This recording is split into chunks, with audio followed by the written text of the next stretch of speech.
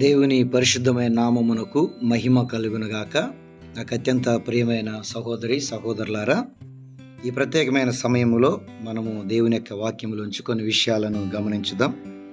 ఈరోజు పునరుద్ధానమును గురించి కొన్ని విషయాలను నేను మీతో పంచుకోవాలని ఆశపడుతూ ఉంటున్నాను.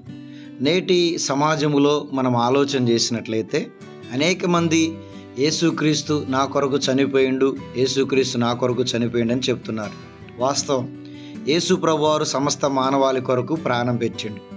అదే క్రమంలో ఈరోజు నువ్వు గుర్తుంచుకోవాల్సిన మరొక విషయం ఏమిటి అంటే, ఈరోజు యేసు ప్రభువారు నీ కొరకు చనిపోవటం మాత్రమే కాదు, కానీ ఆయన నీ కొరకు తిరిగి లేచాడు.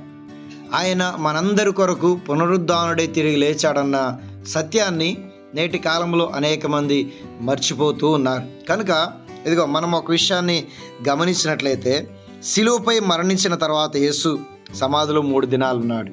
ఆ తర్వాత దేవుడు మరలా పునరుద్ధాన్ని తిరిగి లేచినట్టుగా మనం దేవుని యొక్క వాక్యములో మనము మత్తయి సువార్త 28వ అధ్యాయం అంతా చదివినట్లయితే అక్కడగా క్లియర్గా రాయబడ్డది. ప్రభు అయిన యేసుక్రీస్తు తిరిగి లేచినటువంటి ఆ విధానమును మనం అక్కడ క్లియర్గా గమనించవచ్చు. అయితే మనం గమనించాల్సిన విషయం ఏంటంటే, యేసు ప్రభువారు చనిపోవటం మాత్రమే కాదు కానీ తిరిగి లేచాడు.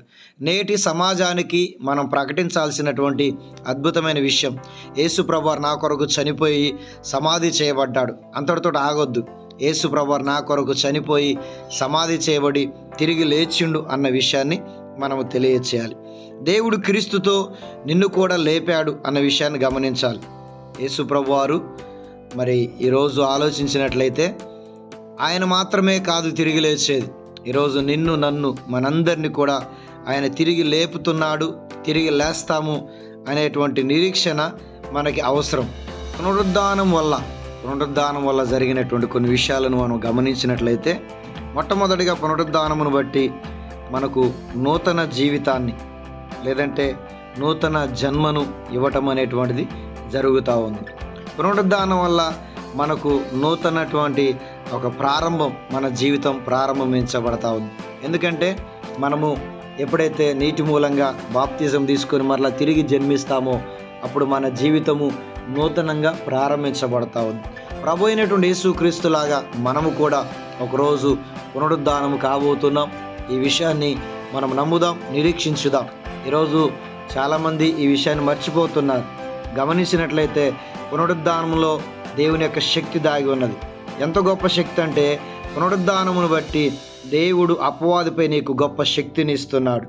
సాతానుపై నిన్ను ఆ జయము పొందుకునేటట్టుగా దేవుడు చేయటానికి ఈరోజు సిద్ధంగా ఉన్నాడు. ఇంకా పునరుద్ధానం గురించి ఆలోచన చేసినట్లయితే, దేవుని రాజ్యములో నిన్ను తన కుమారుడిగా లేదా వారసునిగా చేయడానికి ఆయన పునరుద్ధానుడై తిరిగి లేచాడు. అదేవిధంగా నిన్ను కూడా పునరుద్ధానుడిగా తిరిగి లేపబోతున్నాడు. నిరీక్షించు, విశ్వసించు. దేవుని యొక్క వాక్యమును ప్రకటించేటప్పుడు లేదంటే ఇతరులకి యేసు ప్రభువారు నా కొరకు చనిపోయిండనే కాదు, కానీ ఆయన నా కొరకు తిరిగి లేచిండని చెప్పాలి. ఎందుకు యేసు ప్రభువారు తిరిగి లేచిండు అన్న విషయాన్ని మనం ఆలోచన చేస్తే, దేవుని యొక్క వాక్యములో చెప్పబడతా ఉంది, ఆయన నీ కొరకు చనిపోయిండు కదా, దాన్ని మరలా అర్థవంతంగా చేయటానికి ఆయన తిరిగి లేచాడు. రెండోది మనం గమనించినట్లయితే, యేసు ప్రభువారు పునరుద్ధానుడిగా ఎందుకు తిరిగి లేచాడు అని ఆలోచన చేస్తే, నిన్ను ఒంటరి వానిగా విడిచిపెట్టడం ఆయనకు ఏమాత్రం ఇష్టం లేదు. మనము ఒంటరిగా ఉన్నామన్న విషయాన్ని ఆయన గమనించి నిన్ను నన్ను మనందరినీ కూడా ఆయనతో ఉండటానికి, ఆయనతో కూర్చుండబెట్టుటకు ఆయన తిరిగి లేచాడు. మనల్ని కూడా తిరిగి లేపబోతున్నాడు. కనుక విశ్వసించుదాం. దేవుని కృప మీ అందరికీ తోడైయుండునుగాక.